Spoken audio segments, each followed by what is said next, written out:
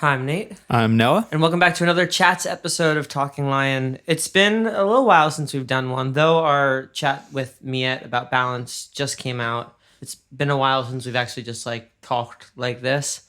It's weird. The last episode we did, called it "This Sucks" because we were just sort of getting tired of quarantine, and we didn't even know how good it was back then. So much has happened since, and we took a little break from doing these to focus on what's going on in the world and in Los Angeles. We've been protesting, donating, signing petitions, just trying to be a part of this movement in a meaningful way because we have a fucked up administration, a fucked up police system. I'm just going to say it. We just have a fucked up country at the moment. And Yep. there's so much that needs to be done. It feels like we're just plugging up holes. There's the pandemic and there's an entire history of civil rights fucking violations and inhumane action throughout history, and then the administration just took away trans rights as well in the middle of Pride. There's just a lot, and it's overwhelming. So we're doing this for our own mental health so that we can have a conversation, just a normal conversation, a little breather from everything, but not to detract from what's happening. There's so much that needs to be done, and we have to do it together. And I hope that you are all staying active and staying healthy, but staying active. They opened up Los Angeles inexplicably, even though Corona's still going on. So, I hope everybody's staying safe, but staying active, helping where you can, because there's just so much that needs to be done right now, and everybody needs to be on board. History is happening all around us, and you got to ask yourself, what do you want your part in that history to be? So I'm sure we're probably going to talk about it more later. I just wanted to say it's nice to be back and have a conversation, but fuck, there is just a lot going on right now, and we all have a part to play. So, Without further ado, this is Talking Lion.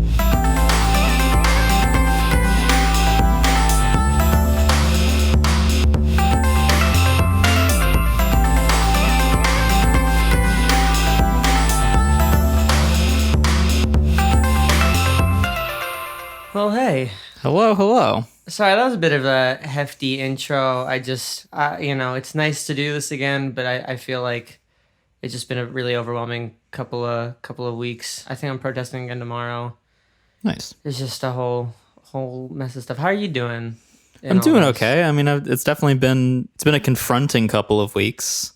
We were already in this place of feeling frustrated with our circumstance, and then the world had to go and hold up a mirror to how immensely privileged we are in all of this and how much harder it is for other people. And it's been confronting to piece apart the reality of that and to have the reality of our privilege be so unavoidable in this time. But it's been invigorating, on the other hand, to be protesting. And to be able to use that privilege as a way of amplifying and helping where we can. Yeah, just doing what we can to be a part of this moment in history and be a part of this movement and dismantle white supremacy, because God knows that's been a long time coming. It's all very bizarre and surreal, and I hope this nightmare fucking ends. But I know it's a long journey, and I know that we're very lucky to be in the privileged place that we are in it. I just feel like there's just so much that needs to be done that we can, that there are things that we can do that we should do. Yeah.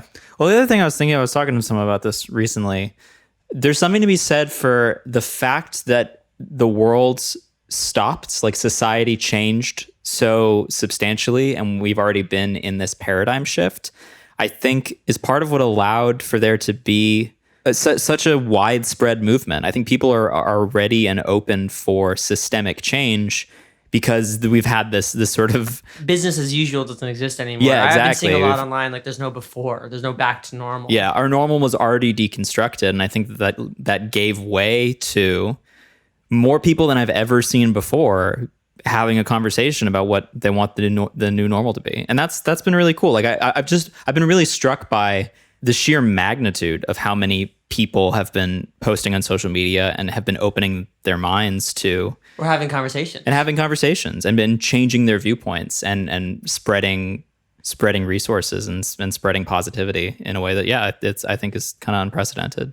There's that quote, injustice anywhere is a threat to justice everywhere, all because it's not specifically happening to us doesn't mean it's not our fight, and that's why, that's what it means to be an ally. Yeah. But I'm sure everybody listening has already heard a good amount of what needs to be said. We just sort of encourage everybody to have these conversations and help where you can. There's so many resources out there, so many movies to watch, books to read, organizations to donate to, petitions to sign, protests to march at. They are still going on and will still be going on. And we just hope that you stay active. And for the love of God, register to vote. Fucking register to vote. I am like overwhelmed by how like Trump is shitty and evil and has always been shitty and evil, but it has just become so overwhelmingly shitty and evil. Yeah. Like it's become comic book shitty and evil at this point. Like he bans trans rights on the fucking anniversary of Pulse. Like he was gonna hold a rally in Tulsa on Juneteenth. Like the fuck. Like comic, it's super villain evil. And I need him gone, and I need them all gone. I need Mitch McConnell gone. Like I just need anybody else. Like literally just it's somebody who like won't give me an anxiety attack when I watch him speak. You know, like that's just real. That's just where I'm at now. Which we're America. Apparently we're great or whatever. Like why the fuck are there such stupid people running the fucking country? I'm mad. Yeah, and no, I'm stressed. It's stressful. Yeah, it's like because the other thing that you can't avoid is how strong this sort of fascist rhetoric is. How captivating it has been, and how hard it's gonna be to dismantle. And it's really terrifying to think of how November's gonna go down. And I hope for the best, but like I'm especially now, like I think one of the things that I've been thinking about and really wanting to do.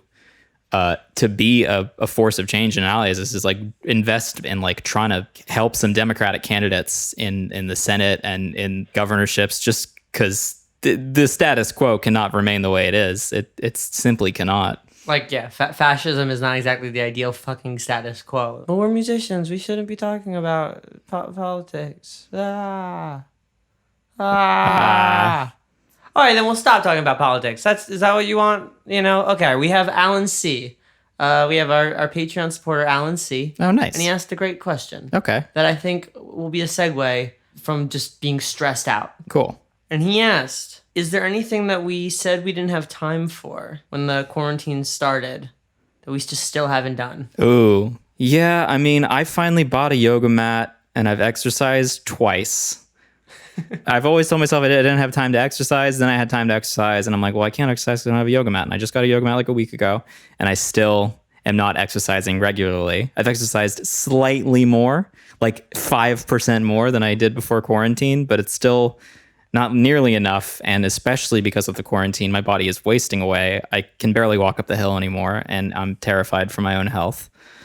That's I've been biking like a storm, you know. Like yeah, I have not missed leg day, so to speak. That's great. I need to do something because I'll teach you how to ride a bike. Yeah, sure. Yeah, there are two things because I think everything else I've like somewhat dabbled in, but yeah, I've dabbled in it pretty much everything I said I was going to do, but nothing consistent. I love writing scripts, and I just haven't touched any of them. Like I was going to revise a feature I wrote. I had an idea for a pilot I was going to write. Like I was going to like be writing up a storm, and I haven't like sat down to write a script once. So that's one of them. The other one was that like my closet's really like cluttered up with just a bunch of shit, and like my bed is like one of those frames that has like a bunch of room underneath it, and that is also like cluttered up with shit. Like my room has been relatively clean, but like there's clutter. I want to declutter.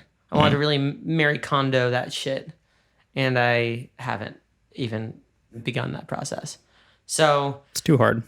Yeah, those are the two things. Great question though, Alan. Yeah, that's a good one. Really appreciate that, and really appreciate you asking questions and get us out of our stress. And enough to ask you the next question, which is what's something new and something old you're listening to? Oh, cool. What's something new and something old I'm listening to? I actually have solid answers for these. Something liquid or gas answers. Yeah, sure. Something new that I've been listening to is I finally listened to Chromatica, which what a weird record. It's like good though. It's like kind of good. I like the cinematic stuff and the Elton John song. The slaps. Elton John song is wild. It's I appreciate it. I've always respected the hell out of Lady Gaga just for being whatever the hell kind of artist she's created and ethos that she's created, and Chromatica is no exception. It's a hard record, I think, to listen to for pleasure because it feels like it's made for like the club. Like it's a record made to be danced to, and to not dance to it feels like you're missing the point. The production on the record is phenomenal. You have to just respect the craft of something like Chromatica. So that was, that was like on my list of things that I felt like I had to listen to just for cultural education. And it was cool. It was interesting. And what's your old? My old is I listened to Glenn Hansard's first solo record, Whoa. Rhythm and Repose. Okay. Which I hadn't listened to. I was obviously I was a huge fan of Glenn Hansard because of Once, and he has all this stuff with the Swell Season, and he has like a ton of stuff with the Frames, and I listened to all of it. But there was a specific period when I went to see him live when he was supporting his first solo record, where he was experimenting a little bit more with like kind of like rock and R&B stuff. But it's just a really solid folk record with like really pretty songs. But I had this experience listening to it where like it really struck me that the actual like sonics of the record were like not up to my current standards of how I make music now. Like I was listening to it, I'm like, oh, that vocal's out of tune. Like, oh, like that thing could be cooler. Like my brain was going into edit mode listening to this album that I had such a deep and personal and emotional relationship with. And it was kind of confronting because it's like I never batted an eye when I was a teenager, and like this record was something that was really moving to me, and I was just purely connecting with the music. But now I've reached this hypercritical phase of being an engineer and a producer, and especially in the current world of pop where everything's like micro-tuned and micro-timed, and everything's like as slick and as bright and as like squeezed. Every inch of sonic goodness is squeezed out of every possible sound. You've got the Billie Eilish like voice right up to the mic, impeccable tuning on every millisecond of everything, and that's the standard that I'm holding myself to. There was something confronting but also comforting about listening to a record that now my brain was just like this. There were bits of it that where I was like, I would change this, but remembering how as a 15-year-old like that wasn't how I connected with it, and it kind of gave me permission to like ease off myself in the music that I make now and be like, it doesn't matter if it's not matching up to this insanely high level of quality that everyone's trying to hit, because at the end of the day, some 15-year-old could still hear my song and have a personal connection with it, and like have it be the song that he's obsessed with for months, and like he learns on the guitar and like, covers. I probably like learned every song on that record and like had a deep relationship with each song individually. Well, but even if you take, pop music that came out at that time too, there were things that don't work to today's standards either. And I think that's the thing that's been the most inspiring to me, is just like we essentially create the rules and rewrite the rules as a sort of like cultural community. Yeah. So I feel that wholeheartedly. My new is Bitter by Fletcher. Oh, that's such a good song. I'm great. I'm a big Fletcher fan at this point. Outside of Berkeley pride, like I'm a fan of Amy Allen's writing, but I think Forever and Bitter just both are so incredible. And I really do like how sort of like descriptive her lyricism is.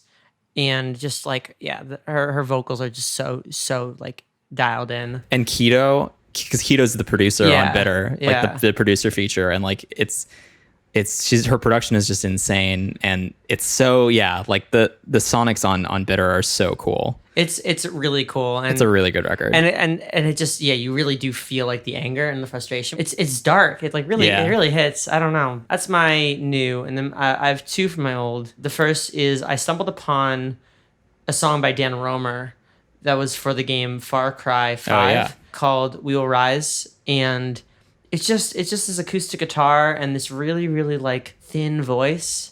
It's just so beautiful. And the lyrics, obviously it was made for this game. It was meant to be sort of like a Southern kind of song, but there is just this like, I don't know, this really intense earnestness that I almost don't want to experience it from the game. Like I like just experiencing it as a song because there's this earnestness to the song. Like you can tell that like they were writing it maybe with the game in mind, but really just like to write a song that could be resonant to somebody. Yeah. And there's this one line that really struck me because of like how I feel about sort of my own life. And there's this line which is "Let the chaos come," which is just sort of like accepting all of the madness that will come your way and how you can sort through it. So I really like that. And Dan Romer has always had like an importance in my life because of Beasts of the Southern Wild. Like that's like the score that got me into film, that got me into Berkeley and all that stuff. So that's one. And then the other one, I like went back and listened to "Say When" by The Fray. Oh, nice. Which is on their second record. And, I feel like the second record, other than, like, You Found Me and Never Say Never, never really got love. But the song Say When is really incredible, and it builds in such a wild way. And I was thinking about how much I miss artists just kind of like going off. There's just something really cool about listening to The Fray and how Isaac Slade just at the end of like Say When just absolutely fucking goes in. Just like loses it on a song. We've been recording a lot of like gang vocals and a lot of more sort of like intense parts of our songs, and I hope that that's maybe we're early on that wave, but I hope that wave comes. I mean, like because I used to listen to like pop punk and like all the like progressive stuff too. Like when I started making music, there wasn't a single song that I made that didn't have a bridge with like a big snare roll. Right. That just like builds, that builds into something. It builds into like some huge section with like electric guitars and like yelly vocals. Like we just don't do that shit anymore. Yeah, we just don't. But even like take something like "Leave" by Glenn Hansard. That whole ending, he just is going in and going off, and I feel like. I like that there's been sort of a cleanness to pop music. I like that there's been a bigger sort of drive on like intimacy. But with that said, like one of my favorite songs that's come out in the last like 2 years has been "Happy" by Julia Michaels, and she goes in on the pre-chorus. It's like a punk song. So that's my thoughts. What was your low? We'll do lows first. What was my low? I think my low was just one particular day where like the state of the world between COVID and just injustice and my own life, everything kind of piled on. And I had one day in particular where I did basically nothing, where like I accomplished nothing. I woke up, watched like 6 episodes of The Magicians, like kept trying to do literally anything. I gotta like at least brush my teeth. I think I washed like 3 dishes, and that was like that took every ounce of willpower I had. And I was like, oh, I gotta take a nap after that. Like, and that was like my accomplishment for the day was I washed like 3 dishes, and the rest of the day I felt like this heaviness on me, on my chest. And I'm just like, it was just one of those shitty days where it was like a nothing day. I think like mine was yesterday, like last night. Like I just couldn't sleep for hours on end. I just kept panicking kind of in like cycles. And then every time like the panic would sort of subside. And again, the panic was sort of from the overwhelm of like, am I doing enough? Like, are we as an entire country like moving towards progress or rolling into a flaming pile of shit? And then every time I would like start to sort of go to sleep, something would like wake me up. At first it was just like, our roommate's guitar through the wall. And then it was like the sprinklers going on, but then not shutting off. So I had to like go outside and like unplug it. And then there was police outside of our house because somebody's car was stolen like at 2 a.m. or 3 a.m. So it was just like one thing kind of after another, keeping me up. So that was the low. Mini high, I would say, was just like testing negative for Corona. Yeah. Really dodged that bullet. Thank God. So far. I also think, like a high is, we started to hang out with friends who have also been cautious. And so we hung out with Max, Chester, and Sophia Lanuza and Kira Kazran, and we watched High School Musical 2. That's definitely my high for the week. Which was great. And, we made food, we played trivia, and I just like, I miss friends, and it was just so nice to like be with everybody, and it's just such a nice like. Yeah, and we got to celebrate the release of our song, which we haven't done in a while. Which was, it was nice that the song came out, and we moved the release over to like not detract from like everything, but it was nice to when the song finally came out to be able to celebrate it, rather than with like a show or like a party or whatever, like just some friends. And I appreciate that Kira turned it on and was like, let's just take a second, like let's listen to it. Yeah, we got to like presence that for a moment. So that was really nice, I think. On that note, movies and TV shows. I'm gonna say, for movies, High School Musical 1 and 2. Yeah, I mean that counts. Those are great movies. I feel like the music in that is just so good. Yeah. We're all in this together. Like what a message for the times. For sure. You can bet on it. Ever since I saw High School Musical 2 on the Disney Channel some summer where it just came on TV, I've been obsessed with I Don't Dance as a concept. And man, revisiting that song, like that song fucking slaps. I think that like the acoustic version of What I've Been Looking For. Oh, I mean, that's a classic. And then, Breaking Free was just so formative for me. But also I remember having to keep loving High School Musical a secret because I had been so loud about hating Disney Channel and mainstream media and everything as like a young like preteen. Yeah, or I was very whatever. much when High School Musical came out. I was like, Fuck this is stupid. Fuck this. Yeah. This is stupid. And I I hate listen, it. I'm like, this is so good. Yeah, but then Breaking Free would get stuck in my head, and I'd be like, that's pretty good. But I wasn't allowed to say that out loud. Yeah. Also, just like the pre-chorus. This feeling's like no other. I want you to know. Oh, it's so good. Yeah. It's so good. I was reading this morning about Adam Watts and some Andy Dodds. They signed a contract with Disney. They did all 3 High School Musicals. They did Camp Rock 1 and 2, and they did a couple other like movies and like random singles. They did a song for a Switchfoot song for Chronicles of Narnia. Like they had this big Walt Disney deal, and they just like revved that out. And I was just thinking about like that's an iconic deal. It's an iconic deal. I'm just trying to imagine what it must have been like to like sign a pub deal with Disney and then like be like, all right, new intellectual property, High School Musical, and then you do 3 of them. Like, okay, can you do Camp Rock? Like, you know, like all those songs are written by the same 2 people essentially. And Like, they're all pretty relatively successful. Yeah. Like, you know, like I somewhat iconic music. yeah, it's like that's like what was also really fun about watching High School Musical 2 with the group that we watched it with was really feeling like we are the prime demographic that like we in our 20s can sit around and watch High School Musical 2 and have that be like a meaningful cultural experience. Well, because it was essentially pop music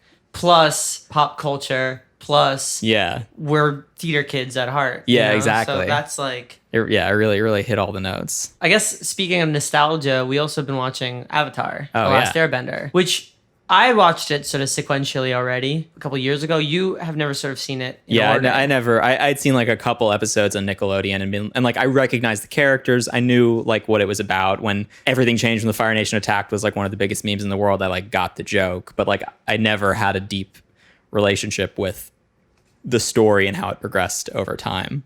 And what are your thoughts on the show, having watched it now in chronological order? Oh man, it's so good. It's like one of the. I feel like they just didn't phone in anything. Like they could have just done like a vapid kids show and I think gone away with it. But they like the world building is better than anything I've seen. Yeah. Like no, it's a deep and alive world, and it's the amount of care put into the show. The writing is really good, and the voice acting is phenomenal. The sound design is fantastic. The music is great. Like the production value of it's super high, and it's just a great show. It deals with genocide and it deals with politics and nationalism, but it also deals with like nature and meditation and how like the elements connect and how like people and are part of an ecosystem and the world is like this big like organic organism. Like I don't know, it deals with like philosophical things and it draws from all these like things of martial arts and philosophy and like South Asian folklore and like all this like I don't know, it's a really like rich show. Well, I was also talking to my friend David because he's a big Avatar fan, and I was saying I think that we were lucky to have grown up on Avatar because in a lot of ways I think it taught us how to be friends. I think Avatar also teaches a lot about friendship and that it's okay for friends to fight as long as there's communication. Like it's not okay for friends to lie. Yeah. But it's okay to ask for forgiveness and it's okay to give forgiveness. Like I feel like what makes the friendship dynamic between Sokka and Katara and Toph and Aang is that there's just so much love and empathy in that group. And even though the dynamics get challenged and even though there are squabbles throughout, they always come back to forgiveness. They always come back to empathy and communication in a way that you don't necessarily get from like a sitcom. Yeah. In a way that you don't necessarily get from a drama either. Like I think dramas tend to sort of spiral out in one direction and sitcoms tend to resolve almost too neatly. Yeah. But there's something that's like feels really earned about them having problems and then sort of solving them together. Yeah, because you really get, especially watching it like as quickly as we've been going through it, like you really get a sense of the characters growing up. Like they start and they're like literal children who have never seen the world, and now we're like partway into season 3, and they're like adults for all intents and purposes. Like they're still teenagers. Well, and they have responsibilities. But they have bigger, they have the responsibilities of adults, and now they're like fighting real battles, both physically and metaphorically. It's just a beautiful show. For anybody who hasn't like actually sat down and watched like Avatar, not the M. Night Shyamalan movie, the actual series. Watch that. It's really incredible. It's been a real treat like to rewatch it and to like sort of watch it vicariously through fresh eyes. Yeah. And there are parts that have make me cry that didn't necessarily make me cry when I was a kid. Mm-hmm. Like sort of recognizing like the depths of Iroh's compassion. Oh man, Iroh, it just gets me so good as my a God. character. But also Katara, how Katara Yeah. like learns to sort of goes from sort of fearing Aang or not understanding Aang to like really trying to be there for him. Yeah. Yeah, it's just a really powerful show. But we could talk about Avatar for the next hour. So I say we move along. What's the last picture in your camera roll? The last picture in my camera roll is a picture of the television, High School Musical.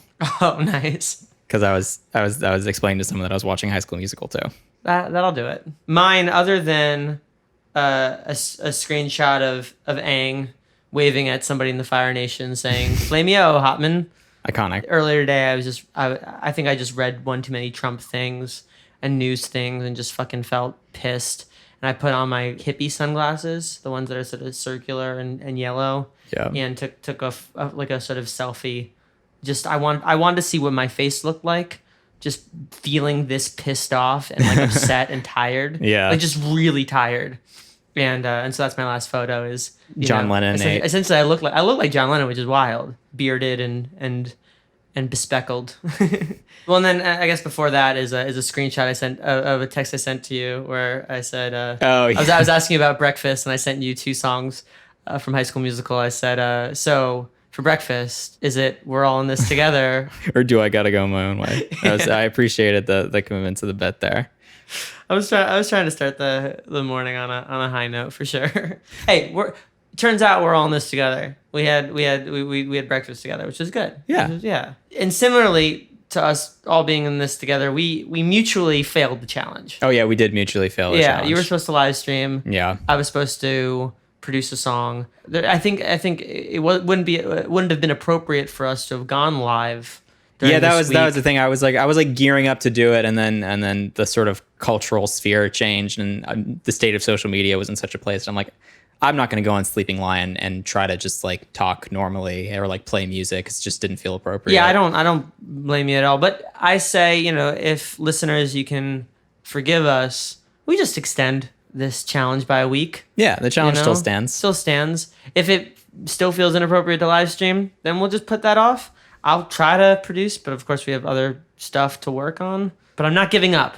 That's the most important thing. The most important thing is to not give up. Once we know who we are stars, and we see that. Yeah. That's we're all in this together. Is that we're all in this together? that's I a don't think I line. could tell you Yeah. the lyrics to anything but the chorus. Well, I guess the last question is somewhat of a loaded one, but what are you looking forward to? Oh, what am I looking forward to? Looking forward to watching more Avatar, obviously, because that's been a highlight of life in these times. We're working on the 3rd single for our upcoming record. I'm excited to keep going on that, get some drums on that, maybe get some cello. Yep. That's exciting. Sent That's an the exciting. text. There Cellos you go. en route. Cellos en route. That's an exciting prospect. I love. There's a simple joy to just chopping up string recordings that I like to do as often as possible. Well, it's nice because we finished Tendencies, and Tendencies coming next, balances out, but We're Fine, and we'll probably do a whole episode on We're Fine. But Yeah. that's the 3rd single, and that has been with us for years. Yeah. And it was cool to just sort of see it actually evolve to a point where it feels like something we could put out now. Yeah. It's been on a journey, and it's funny because like we were gonna put it out like a year ago. Like yeah. there was a moment where it was like gonna be the next single, and it was like gearing up to come out. And I'm kind of glad that it's had this really long time to just sit on the shelf, because I feel like we've learned there's things in our workflow that are really serving it now. That Specifically gang vocals. Sometimes songs take a long time to reach maturity, and it's nice that this thing that's been on the shelf for a long time is like finally like really coming out the other end, and it's like, okay, it's this is for real now. I'm looking forward to Last of Us 2 coming out. Oh yeah, Like, been waiting for that one for a while. that's soon. That's like this week, next week. It's coming out next week, yeah. It's been a while since I've been excited about a video game. Yeah. And I feel like at this point I've played so much Overwatch, and like I need like a story. I was trying to play Resident Evil 7, but I'm just so scared of it. Like actually scared. Like Yeah, I'm, that game is terrifying. It's so terrifying. So I'm excited for Last of Us 2.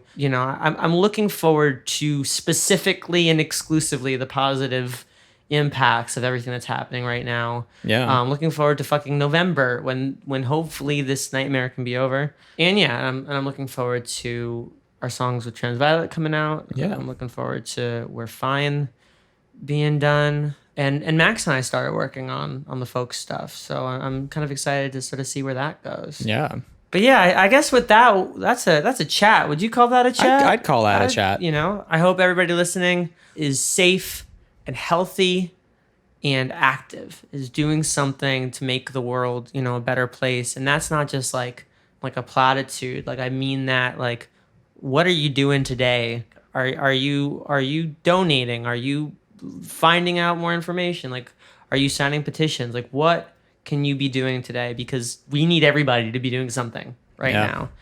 We really need to come together. As you know, we don't know how to end this show. We have always struggled with our outro. I think I got one. Yeah, you got it. Inspired by Avatar, The Last Airbender. Flameo, Hotman. That's pretty good. That's that. Yeah. Here's my pitch for the week, and that's how we do it on the podcast. It's a good one too. No, it's not. Flameo Hotman.